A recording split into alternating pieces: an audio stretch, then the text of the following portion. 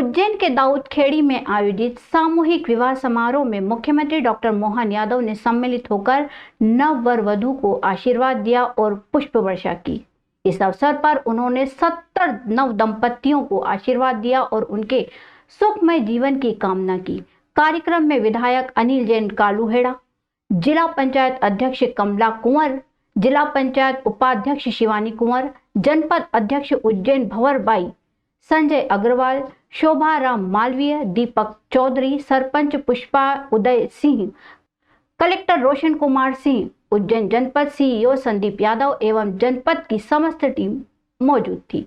मुख्यमंत्री डॉक्टर मोहन यादव ने कहा कि प्रदेश में नारी शक्ति के कल्याण और विकास के लिए वर्ष 2025-26 के बजट में 27,147 करोड़ रुपए का प्रावधान किया गया है। लाडली लक्ष्मी योजना, कन्या विवाह, निकाह योजना, महिलाओं को चुनाव और नौकरी में आरक्षण, महिलाओं के नाम पर संपत्ति खरीदने पर रजिस्ट्री में शुल्क में छूट जैसी योजनाएं बहनों को मजबूत बना रही है। उन्होंने कहा कि स्व सहायता समूहों ने ग्रामीण क्षेत्रों में गरीब और पिछड़े वर्ग के लिए कई सकारात्मक बदलाव किए हैं। प्रदेश में 5,03,000 से अधिक स्व सहायता समूहों का संगठन किया गया है और इनमें 62,30,000 से अधिक महिला सदस्य जुड़ी हुई है। दाऊदखेड़ी में आज सामूहिक विवाह अक्षय तृतीया, बिना मुहूर्त का शुभ मुहूर्त अगर पूरे साल में सभी मुहूर्तों में माना गया तो सबसे बड़ा मुहूर्त अक्षय तृतीया का है। कई कारण से आज का दिन, जैसे महाभारत काल में युधिष्ठिर को अक्षय पात्र भगवान कृष्ण ने दिया था, इसलिए अक्षय तृतीया इसका महत्व जो मिले वो बढ़ता ही जाए। तो परिवार में नया परिजन को एक नया मेहमान मिला है, तो इनके हर परिवार के लिए सुख आनंद की आज के दिन की बहुत विशेष कृपा है भगवान की। मेरी अपनी ओर से नव दंपतियों को सबको बधाई। अक्षय तृतीया के दिन आज मैं यहाँ उज्जैन में सामूहिक विवाह में आया हूँ। कई सारे पूरे देश और प्रदेश में विवाह संस्कार के लिए इसी प्रकार के आयोजन चल रहे हैं। हमारी सरकार प्रति जोड़े 55,000 रुपया और प्रति जोड़े के खुद के खाते में 49,000 और 6,000 उनके खर्च के लिए, इन व्यवस्थाओं के लिए। मैं पैसे का महत्व नहीं, लेकिन ये सामूहिक विवाह का जो आनंद है, सच्चे अर्थ में फिजूल खर्ची रुकती है। एक बार में ही सबके साथ आनंद में सारा समाज शामिल होता है और ख़ास करके सरकारी आयोजन में इस प्रकार की व्यवस्थाओं के लिए हमने जो संकल्प पत्र में कहा था, प्रत्येक शब्द पे अक्षर से उतरते हुए सरकार सबके लिए वित्तीय प्रबंधन कर रही है, धनराशि दे रही है। मेरी अपनी ओर से कितना अच्छा लग रहा है। यहाँ कई प्रकार के नगर के, ग्राम के, सभी प्रकार के जोड़ों का आज विवाह हुआ है। मेरी अपनी ओर से बताइए। मोदी जी ने खुली छूट दे दी है, मोदी जी ने खुली छूट दे दी है पाकिस्तान पे, जिस तरह से आप क्या कहना चाहेंगे? जब अक्षय तृतीया का आनंद आ रहा तो देश के दुश्मनों के लिए भी माननीय मोदी जी ने खुली छूट दी है और आज हम सब इस बात को एहसास कर रहे हैं कि यशस्वी प्रधानमंत्री के नेतृत्व में जिस प्रकार से देश ने सभी प्रकार से साधन संपन्न बन करके अपने आप को आगे बढ़ाया है।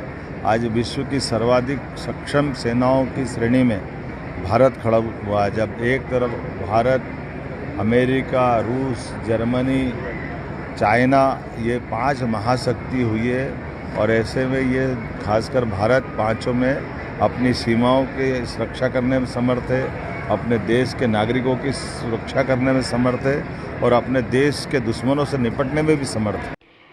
आज वैशाख मास के शुक्ल पक्ष की तृतीया यानी अक्षय तृतीया पर भगवान श्री परशुराम के जन्म दिवस के अवसर पर उज्जैन में भव्य आयोजन किया गया।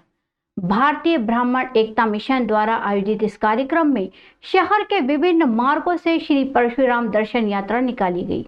महाकाल मंदिर प्रांगण में स्थित श्री गणेश मंदिर के पुजारी चंपू गुरु ने बताया कि अक्षय तृतीया पर भगवान श्री परशुराम के जन्म दिवस पर बुधवार सुबह बाबा महाकाल के आंगन से शुरू हुई परशुराम दर्शन यात्रा में बड़ी संख्या में विप्रजन शामिल हुए। यात्रा के दौरान जगह जगह मंच लगाकर स्वागत किया गया और पूरे मार्ग में जय जय परशुराम के उद्घोष से गुंजायमान हो गया। टावर चौराहे पर पहुंचकर यात्रा का समापन हुआ, जहां पर ब्रह्म श्रृंखला बनाई गई और विश्व शांति तथा देश की शांति की कामना की गई। इस अवसर पर 1001 दीपों से भगवान परशुराम की महाआरती की गई और 1100 केसरिया ध्वज के साथ यात्रा निकाली गई। आज परशुराम जी का जन्म उत्सव बड़े हर्षोल्लास के साथ मनाया गया है। विशेष करके उज्जैन में यह काफ़ी उल्लास के साथ मनाया जाता है। और परशुराम जी वो ब्रह्म थे जिन्होंने 21 बार इस पृथ्वी को जीता था, 21 बार उस पृथ्वी को जीता था। ऐसे जो विष्णु भगवान के छठे अवतार थे उनको हम सतत प्रणाम करते हैं। और आज जो मानव श्रृंखला हर वर्ष बनाई जाती है और सबसे बड़ी आज ये रही थी कि आज पाकिस्तान के खिलाफ जो आक्रोश था ब्राह्मणों का, आज ब्राह्मणों ने फर से ले निकले थे। उनका एक ही था कि एक बार आवाज़ दो तो हम भी जाते। तो ब्रह्म वाक्य जनार्दन भी होता है और जिस तरह ब्रह्म निकल जाएगा तो पूरा पाकिस्तान भी साफ हो जाएगा। श्री परशुराम ब्राह्मण संगठन के संस्थापक अध्यक्ष पंडित राजेश त्रिवेदी ने बताया कि भगवान परशुराम जी का अभिषेक पूजन और महाआरती के बाद यात्रा प्रारंभ हुई। इस अवसर पर स्वामी रंगनाथाचार्य महाराज, महामंडलेश्वर शैलेश नंद महाराज, भगवताचार्य अखिलेश महाराज और श्री राम कथाकार सुलभ शांत गुरु महाराज भी मौजूद थे। यात्रा में पंडित गिरीश पाठक, पंडित श्रवण शर्मा, पंडित अजय शंकर जोशी, पंडित राजेश पुजारी, पंडित विजय व्यास, पंडित यशवंत व्यास, पंडित देवेंद्र पुरोहित आदि मौजूद थे। महिला मंडल की माया राजेश त्रिवेदी, ऋतु शुक्ला, पूनम दुबे, संगीता शर्मा आदि भी मौजूद थी। शाम को ब्राह्मण समाज द्वारा महाकाल चौराहे से रथ यात्रा के साथ चल समारोह निकाला गया। इस अवसर पर भगवान परशुराम के भक्त बड़ी संख्या में उपस्थित हुए और उनकी पूजा अर्चना की। कहेंगे आपके साथ में उपस्थित है, आपके साथ में है और ये जो मानव श्रृंखला बना रहे हैं इसे बना करके हम एक संदेश देना चाहते हैं कि पाकिस्तान जो सिर उठा रहा है उसके सिर को काटने के लिए आगे बढ़े, भारत सरकार आगे बढ़े, हम सब साथ में। जय माता की पाकिस्तान का संवाद परशुराम के वंशजों की है उनका, परशुराम के वंशजों की है उनका पाकिस्तान में घुसकर, परशुराम के वंशजों की है उनका पाकिस्तान में घुसकर, के वंशजों की है उनका पाकिस्तान में, परशुराम के वंशजों की है उनका पाकिस्तान में घुसकर, पाकिस्तान का करो संहार।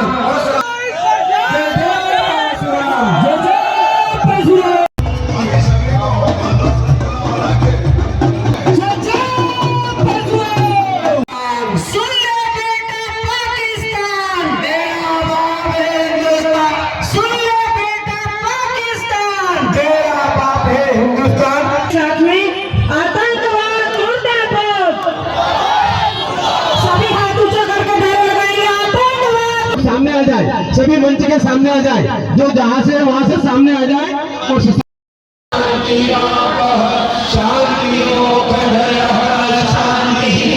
एक संदेश देना चाहते हैं कि पाकिस्तान जो सिर उठा रहा है उसके सिर को काटने के लिए आगे बढ़े, भारत माता की जब जब ब्राह्मण बोल रहा है पाकिस्तान तेरा बाप है हिंदुस्तान, जय परशुराम, अब जो है जय मुर्दाबाद मुर्दाबाद। आज उज्जैन में भगवान परशुराम जी की जयंती अक्षय तृतीया, जिन्हें कि साल में 4 मुहूर्त माने जाते, पूर्ण मुहूर्त, उनमें से एक अक्षय तृतीया भी है। अगर जैसे शादी नहीं निकलती तो भी आज के दिन शादी करने का बड़ा पुण्य और लाभ है और सब शुभ होता है। हमने जब रैली शुरू की महाकाल मैदान से, तो महाकाल मैदान से टावर चौक पर आकर के यहाँ ब्रह्म श्रृंखला बनाई, मानव श्रृंखला बनाई और मानव श्रृंखला बना करके और एक संदेश हमारे पड़ोसी देश, पड़ोसी तो क्या बच्चा है वो भारत का, उसको एक मैसेज दिया है कि जो आतंकवादी हमला हमारे भारत में घुस करके कर रहे हैं तो हमारा ब्रह्म समाज तैयार है। हमारे ब्रह्मजन ने आज यहाँ पर शपथ ली है, उन्होंने आग्रह किया है भारत सरकार से कि आप आगे बढ़ें, हम आपके साथ हैं और आज बहुत ही अच्छा समय है कि हम पीओके को छुड़ा सकते हैं, जो कई वर्षों से पाकिस्तान ने अपने आतंकवादी वहाँ पर छोड़ रखे हैं और सारी गलत गतिविधियाँ चलाता है। तो हम आग्रह करते भारत सरकार से कि वो बच्चा जिसे भारत ने ही पैदा किया है, इस नारे के साथ में कि सुन ले बेटा पाकिस्तान, बाप है तेरा हिंदुस्तान, तो बाप से जब भी आंखें मिलाओगे तो जवाब जरूर मिलेगा। और अगर भारत सरकार के सामने एक दिन के लिए आया अगर युद्ध शुरू होता है तो एक दिन से ज़्यादा ठहरने की औकात पाकिस्तान की नहीं है। भारत ये औकात याद दिला देगा। चाणक्यपुरी स्थित श्री परशुराम मंदिर पर अखिल भारतीय युवा ब्राह्मण समाज और श्री परशुराम पारमार्थिक सेवा न्यास के तत्वाधान में 11 वैदिक ब्राह्मणों द्वारा भगवान श्री परशुराम जी का भव्य अभिषेक पूजन किया गया और 101 दीपों से महाआरती की गई। इस अवसर पर हजारों भक्तों ने अपने आराध्य के दर्शन कर पुण्य लाभ लिया। महाआरती में मुख्य रूप से निगम सभापति कलावती यादव, युवा शक्ति आयुष यादव, निरंजन किंशुक, ब्रह्म ऋषि जय गुरुजी, पार्षद शिवेंद्र तिवारी, अर्पित दुबे, युवा समाज सेवी अंकित चौबे, पूर्व निगम सभापति सोनू गहलोत, सांसद प्रतिनिधि सुनील शर्मा, डॉक्टर सुशील शर्मा आदि मौजूद थे। अखिल भारतीय युवा ब्राह्मण समाज अध्यक्ष अर्पित पुजारी ने बताया कि अक्षय तृतीया पर जो मनुष्य भगवान परशुराम का दर्शन और पूजन करता है उसकी सभी मनोकामनाएं पूर्ण होती हैं।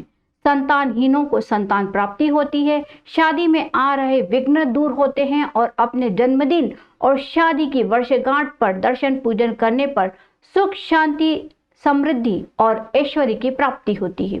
श्री परशुराम पारमार्थिक सेवा न्यास के अध्यक्ष महेश पुजारी ने बताया कि भगवान श्री परशुराम ब्राह्मणों के गौरव और आराध्य हैं। पुराणों में उल्लेख है कि अक्षय तृतीया पर भगवान परशुराम का दर्शन और पूजन करने से विशेष लाभ होता है। इस अवसर पर हजारों श्रद्धालुओं ने भगवान श्री परशुराम की महाआरती में भाग लिया और आशीर्वाद प्राप्त किया।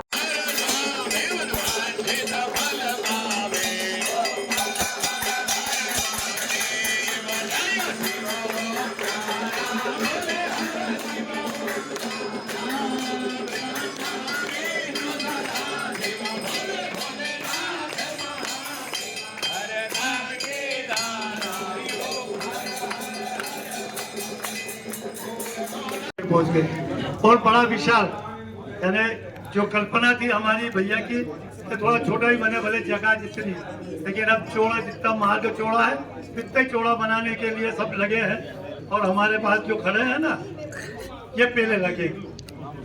आज के दिन अक्षय तृतीया के दिन परशुराम जी का जन्मोत्सव बनाया गया है।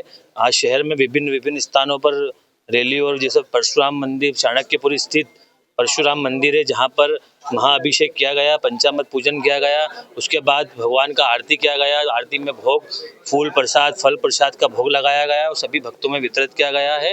और हर वर्ष के अनुसार इस बार भी पूजन आरती किया गया है। जी, ये ब्राह्मणों के गौरव परशुराम जी का मंदिर है, एकमात्र मंदिर है। भगवान का पूजन अर्चन करके भगवान का जन्मोत्सव बना गया है और भगवान का प्रसाद सभी भक्तों में वितरण किया गया है। आज अक्षय तृतीया के पावन अवसर पर भगवान परशुराम का बहुत ही भव्य और दिव्य मंदिर, जो पूरे मध्य प्रदेश में एक भव्य और दिव्य है, चाणक्यपुरी उज्जैन में स्थित है। यहाँ पर आज प्रातः भगवान का रुद्राभिषेक 11 ब्राह्मणों द्वारा किया गया। उसके बाद दोपहर में 12 बजे भगवान की जन्मारती की गई, जिसमें सैकड़ों और हजारों ब्राह्मण जनों ने उपस्थित होकर के अपनी पुण्य लाभ अर्जित किया। मान्यता है और पुराणों में वर्णित है कि अक्षय तृतीया के दिन किया हुआ पुण्य अक्षय होता है, पुण्य होता है, इसे अक्षय तृतीया कहा जाता है। इसी प्रकार से जब आज भगवान परशुराम का जन्मोत्सव है, जन्म दिवस है, तो यहाँ पर भगवान का दर्शन पूजन करने से सभी भक्तों की मनोकामना पूर्ण होती है। और ये मान्यता है अष्ट चिरंजीवी होने से आयु में आरोग्यता, ऐश्वर्य वृद्धि होती है और सभी मनोकामना पूर्ण होकर के इंसान को, व्यक्ति को, भक्त को सकल पदार्थ की प्राप्ति होती है, ऐसा पुराण में वर्णित है। उज्जैन में बुधवार को योग गुरु बाबा रामदेव महाकालेश्वर मंदिर पहुंचे, जहां उन्होंने भस्म आरती में शामिल होकर नंदी मंडप में बाबा महाकाल के दर्शन किए। इस दौरान उन्होंने उज्जैन की सुख, समृद्धि, शांति और संपन्नता के लिए बाबा महाकाल से प्रार्थना की। मीडिया से बातचीत में बाबा रामदेव ने जम्मू कश्मीर के पहलगाम में हुए आतंकी हमले की कड़ी निंदा भी की। उन्होंने कहा कि धर्म पूछकर लोगों को गोली मारना बहुत ही घिनौना कृत्य है। भारत सरकार इसका करारा जवाब देगी। बाबा महाकाल भी ऐसे लोगों के लिए काल बनकर खड़े होंगे और अंततः भारत की विजय होगी। बाबा रामदेव ने प्रधानमंत्री नरेंद्र मोदी और केंद्र सरकार के प्रयासों को राष्ट्र धर्म बताते हुए कहा कि सरकार जो कर रही है वही उचित है और राष्ट्र हित में है। उन्होंने कहा कि जब बात देश की एकता, अखंडता और सुरक्षा की हो तो राजनीति से ऊपर उठकर सोचना चाहिए। राजनेता राजनीति करते हैं, लेकिन जब देश की अस्मिता पर प्रश्न खड़ा हो तब राजनीति नहीं होनी चाहिए।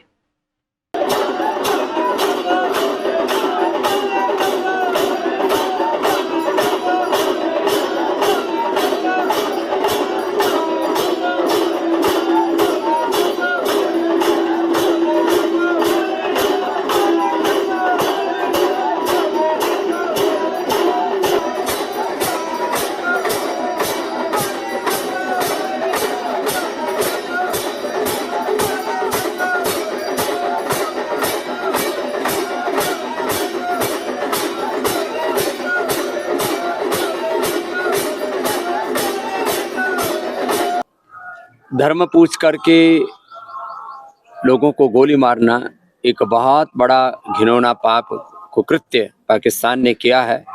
भारत सरकार ज़रूर उसको जवाब देगी और महाकाल भी ऐसे जो राक्षसी वृत्ति के लोग हैं उनका काल बन करके खड़े होंगे और सत्य की विजय होगी। हमारा को फ्री एंड कर दिया है। हाँ, यही तो शासन का विधान होना चाहिए। परित्राणाय साधूनां विनाशाय च दुष्कृतां धर्म संस्थापनार्थाय संभवामि युगे युगे। यही युग धर्म भी है, यही राष्ट्र धर्म भी है जो भारत सरकार कर रही है, जो मोदी जी कर रहे हैं। हमारा की कांग्रेस ने अब मोदी जी का पोस्टर गायब के नाम से कर दिया है। कलम कर देंगे, सर कलम करके गायब करके फोटो उनका वायरल किया है और कांग्रेस लगातार बयानबाजी भी कर रही है। देखिए, जहां राष्ट्रीय एकता, अखंडता, संप्रभुता का प्रश्न हो वहां किसी प्रकार की राजनीति नहीं होनी चाहिए। बाकी तो राजनेता लोग पैदा ही राजनीति करने के लिए हुए हैं, लेकिन राष्ट्रीय अस्मिता का प्रश्न हो वहां पर किसी तरह की राजनीति नहीं होनी चाहिए। राहुल यादव का कहना है कि हमारी पार्टी के लोग नहीं थे तो इसलिए हम उनके यहाँ नहीं गए बैठने, जो हमारे आतंकी हमले में। जो यूपी में कुछ शहीद हुए थे इस घटना में, यूपी के जो लोग थे जो शहीद हुए थे उनके यहाँ पे अखिलेश यादव जी नहीं गए। उनका ये कहना है कि हमारी पार्टी से जुड़े हुए लोग नहीं थे इसलिए हम वहाँ शोक व्यक्त करने नहीं गए। देखिए, इस देश के 140 करोड़ लोग वो भारत के नागरिक हैं। उसमें कोई किसी पार्टी को वोट देता है नहीं देता है, ये सब गौण बात है। इसलिए हम राष्ट्रीय स्तर पर एक हैं और हमारे संविधान ने, लोकतंत्र ने हमको यही एकता सिखाई है और यही एकता, अखंडता, संप्रभुता रहनी चाहिए। शाहजहांपुर जिले के पनवाड़ी के समीप तेज हवाओं के कारण एक बड़ा पेड़ रेलवे ट्रैक पर गिर गया, जिससे रेल यातायात प्रभावित हो गया। इस घटना के कारण इंदौर कोटा ट्रेन के यात्रियों को करीब 2 घंटे से ज्यादा इंतजार करना पड़ा। सिंगल लाइन होने के कारण झांसी बांद्रा ट्रेन को भी शाहजहांपुर रेलवे स्टेशन पर रोकना पड़ा, जिससे यात्री परेशान होते रहे। मौके पर मौजूद यात्री और रेलवे कर्मियों ने पेड़ को हटाने का काम शुरू किया ताकि रेल यातायात जल्द से जल्द बहाल हो सके। देर रात तक सुधार कार्य चलता रहा। यात्रियों और रेल कर्मियों ने कड़ी मेहनत कर पेड़ को हटाया और रेल यातायात को बहाल किया। इस घटना से यात्रियों को काफी परेशानी का सामना करना पड़ा। यात्री अपने गंतव्य स्थान पर पहुंचने के लिए घंटों इंतजार करते रहे।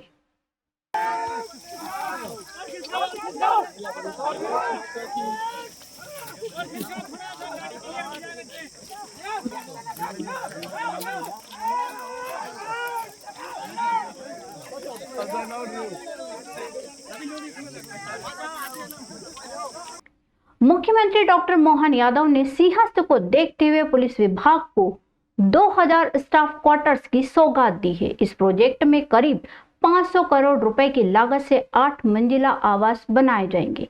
ये 2000 आवास हाई राइज बिल्डिंग के रूप में बनाए जाएंगे, जिसमें पुलिस विभाग के पास उपलब्ध जमीनों पर 3 से लेकर 8 मंजिला भवन बनेंगे। सिंहस्थ में इनका उपयोग बैरक के रूप में किया जाएगा, जिसमें सिंहस्थ 2028 में ड्यूटी करने वाला स्टाफ रहेगा। सिंहस्थ के बाद इन बिल्डिंग्स में पुलिसकर्मी और अधिकारी अपने परिवार के साथ रह सकेंगे। इनमें कांस्टेबल से लेकर इंस्पेक्टर लेवल के अराजपत्रित अधिकारी कर्मचारी शामिल होंगे।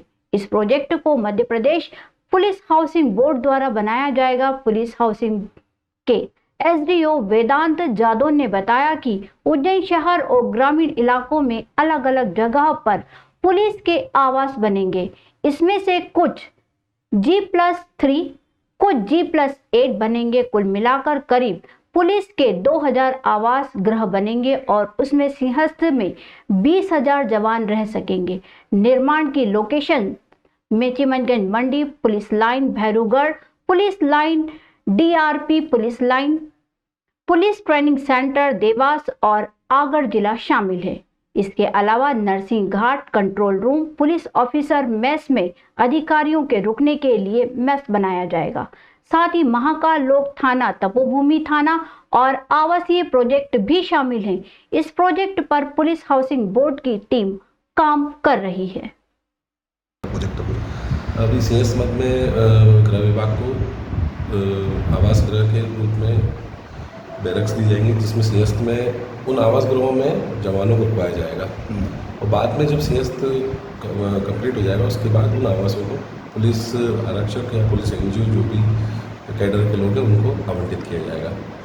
कितने इसमें क्वार्टर्स बनना, कितनी मंजिला बनना है, इमारतें बनना है? इसमें हाई राइज का ज़्यादा प्रोपोर्शन है, हाई राइज भी है, G+3 भी है, P+8 के फॉर्म में जा रहे हैं। चूँकि ज़मीन के कम है तो वर्टिकली बढ़ रहे हैं और इसमें करीब 10,000 मकानों का प्रावधान है और जिसमें करीब 20,000 आके जवान आराम से रुक सकते हैं। ये कहाँ बनेंगे सर?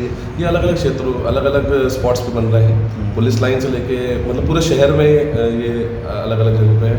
पुलिस लाइन में है, सदावल में है, भैरूगढ़ है, उन्नेल है और इंदौर रोड पे है। ऐसे अलग अलग स्थानों पर निर्माण होना है। उज्जैन के पुराने शहर उत्तर में पिछले 4 दिनों से पानी की आपूर्ति ठप्प होने से आम जनजीवन बुरी तरह प्रभावित हो गया है। वार्ड नंबर 12 बिलोटीपुरा और आसपास के क्षेत्रों में निवासी बूंद बूंद पानी के लिए तरस रहे हैं। स्थानीय लोगों ने बताया कि भीषण गर्मी में पानी की इस किल्लत ने उनकी परेशानियां बढ़ा दी है। पानी की कमी के चलते लोगों को दूर दराज से पानी ढोकर लाना पड़ रहा है। क्षेत्र के निवासियों ने कई बार जल विभाग के अधिकारियों से संपर्क करने की कोशिश की, लेकिन कोई संतोषजनक जवाब नहीं मिला। वार्ड के पार्षद छोटे लाल मंडलोई ने बताया कि पानी नहीं आने से लगातार वार्ड के लोगों की शिकायत मिल रही है, पर कोई अधिकारी सुनने को तैयार ही नहीं है। कुछ वार्डों में हैंडपंप खराब पड़े हैं और पाइपलाइन की खुदाई के कारण जलापूर्ति बाधित है। पानी की किल्लत से परेशान लोगों ने स्थानीय प्रशासन और जनप्रतिनिधियों से तत्काल हस्तक्षेप करने की मांग की है। लोगों ने चेतावनी दी है कि यदि जल्दी ही पानी की समस्या का समाधान नहीं किया गया तो वे आंदोलन करने के लिए सड़कों पर उतरने को मजबूर होंगे। स्थानीय निवासियों का कहना है कि अधिकारियों को मौके पर आकर उनकी समस्या को समझना चाहिए और जल्द से जल्द पानी की आपूर्ति सुनिश्चित करनी चाहिए। इस समस्या के समाधान के लिए स्थानीय प्रशासन को तत्काल कदम उठाने की आवश्यकता है। सब दूर की आफत कर दी हमारे बिलोटीपुरा क्षेत्र में पिछले 4 दिनों से पानी नहीं आया। लोग परेशान हो रहे हैं। हेडपम्प भी खराब है। वार्डों में टाटा वाले ने लाइन भी खोद रखी है तो लोग जा भी नहीं सकते हेडपम्प पे पानी भरने। लोग पिछले 4 दिनों से परेशान हो रहे हैं। अधिकारियों को फ़ोन लगाते हैं तो सही से जवाब नहीं देते हैं। मुख्यमंत्री जी का शहर है, विधायक जी यहाँ के, फिर भी लोग पानी के लिए परेशान हो रहे हैं। की समस्या आ रही है आप लोगों को? पानी की परेशानी है। 4 दिन हो गए नल नहीं आ रहा है। हमको रोड पे खुदा हुआ है। पानी की बहुत परेशानी है। हमको सिर्फ नल चाहिए, पानी आना चाहिए हमारे यहाँ पे, और कोई बात नहीं। हमको सब बात की पानी की बहुत हमारे को है। हमारे पार्षद जी बेचारा आ रहे हैं रोज, वो भी चक्कर खा रहे हैं। अब वो भी क्या कर सकते हैं? आगे से ही समस्या है तो वो क्या करेंगे बताओ? अधिकारी तो आ ही नहीं रहे हैं तो कहाँ से बोले? अब हमारे पार्षद जी आके खड़े हैं बेचारा, रोज हम उनको आ रहा है, वो 2 से सुबह से चक्कर खा रहा है। ये वार्ड नंबर 12 है, बिलोटीपुरा जोशी गली। 4 दिन हो गया, 4 रोज से समस्या है। वो रोड भी खुदा हुआ हमारे इधर का। पानी की बहुत समस्या हमारे, पानी की परेशानी। हमको पानी नल चाहिए हमारे को। रोज एक दिन छोड़ के ही भले यहाँ अभी आ रहे थे हम उसमें ही खुश थे, मगर एक दिन छोड़ के भी नहीं आ रहा। 4था दिन है। उज्जैन में अक्षय तृतीया के पर्व पर योग गुरु स्वामी रामदेव भगवान श्री महाकालेश्वर की भस्म आरती में शामिल हुए। उन्होंने भगवान श्री महाकालेश्वर के दर्शन कर पूजन अर्चन किया और मुख्यमंत्री डॉक्टर मोहन यादव से भेंट की। स्वामी रामदेव ने कहा कि मुख्यमंत्री डॉक्टर यादव विरासत मूलक विकास और संस्कृति के नए प्रतिमान स्थापित कर रहे हैं। उज्जैन सांस्कृतिक राजधानी के रूप में विकसित हो रही है और आगामी सिंहस्थ महापर्व के लिए सभी तैयारियां की जा रही हैं। स्वामी रामदेव ने मुख्यमंत्री डॉक्टर मोहन यादव की प्रशंसा करते हुए कहा कि वे वीरता और विनय की प्रतिमूर्ति बनकर करोड़ों लोगों की सेवा कर रहे हैं। भगवान महाकालेश्वर के अनुग्रह से उज्जैन नगरी विश्व में सांस्कृतिक राजधानी के रूप में विकसित हो रही है। स्वामी रामदेव ने मुख्यमंत्री को उज्जैन के निरंतर विकास और कुंभ आयोजन की सफलता के लिए शुभकामनाएं दी।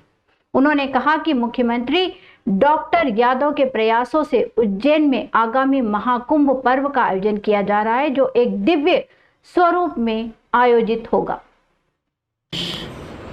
धर्मभूमि भी है और यह अब विकास की एक कृषि से लेकर के उद्योग से लेकर के और अब तो नए एक धार्मिक सांस्कृतिक और ऐतिहासिक तौर पर कुछ घटनाक्रमों को लेकर के और अब यहाँ पर महाकुंभ को लेकर के भी महाकाल तो देवों में देव महादेव और उस महादेव के अनुग्रह को प्राप्त करने के लिए पूरी दुनिया का एक सबसे बड़ा केंद्र, एक आध्यात्मिक राजधानी के रूप में उज्जैन विकसित हो रहा है और उसमें बहुत बड़ा पुरुषार्थ हमारे परम आदरणीय डॉक्टर मोहन यादव जी कर रहे हैं।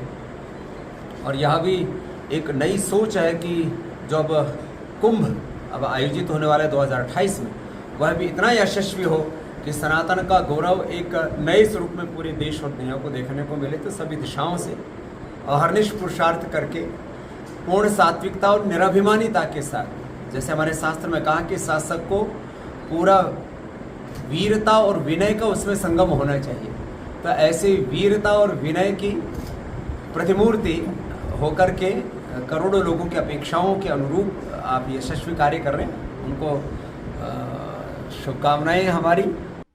उज्जैन के कोतवाली थाना क्षेत्र की नई सड़क पर बुधवार सुबह एक रिक्शा चालक का शव जली हुई हालत में मिला। मृतक की पहचान 42 वर्षीय रणजीत सिंह के रूप में हुई है। पुलिस ने घटनास्थल से शराब की बोतल और लाइटर बरामद किया है। स्थानीय निवासियों ने बताया कि शव गली में पेशाब घर के पास मिला, जिसके ऊपर कंबल ढका हुआ था। पुलिस ने मामले की जांच शुरू कर दी है और शव को जिला अस्पताल के पोस्टमार्टम रूप में रखवाया गया है।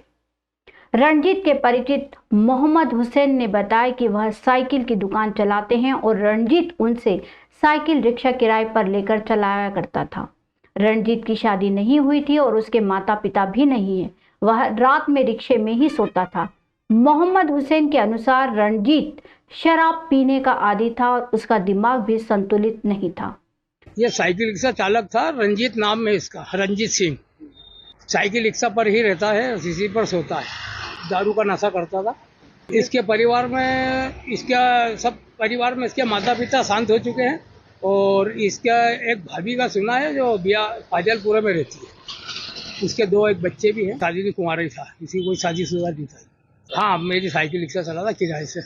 पुलिस मृतक की एक भाभी की तलाश कर रही है जो नगरकोट क्षेत्र में रहती है। पुलिस मामले की जांच कर रही है और पोस्टमार्टम रिपोर्ट के बाद ही मौत के कारणों का पता चल पाएगा। फिलहाल पुलिस सभी पहलुओं की जांच कर रही है। रंजीत पवार नाम के व्यक्ति थे, तो वो अकेले रहते थे। एक साइड था, उन्होंने आत्महत्या कर ली आग लगा के। वो एक साइड पर ही रहते थे।